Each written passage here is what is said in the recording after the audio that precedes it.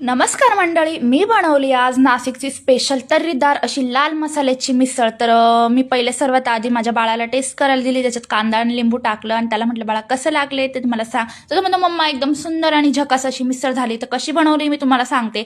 सर्वात पहिले मी कुकरला उसळ अशी उकडून घेतली एक शिट्टीत. त्याच्यात थोडं मीठ टाकून नंतर कांदा, टोमॅटो, कोथिंबीर सर्व असं बारीक केलं. कढई ठेवली, कढईत तेल टाकलं आणि तेल खूप टाकायचं, भरपूर टाकायचं, कारण जास्त तर्रीची मिसळच छान लागते. त्याच्यात मी जिरं, मोहरी, कढीपत्ता आणि कांदा टाकला. कांदा पण छान असा ब्राऊन होऊ दिला आणि कांदा बारीक करायचा म्हणजे तो दाताखाली येत नाही. आणि जास्त असं ब्राऊन झाल्यानंतर त्याच्यात मी आलं, लसूण आणि थोडीशी कोथिंबीर कुटून टाकली, कारण कोथिंबीर टाकल्याने असा ग्रीनिशपणा येतो तर्रीला आणि रश्श्याला. तर टोमॅटो टाकला. टोमॅटो पण छान असा ब्राऊन होऊ दिला आणि त्याच्यात तेल सुटेपर्यंत सर्व परतलं.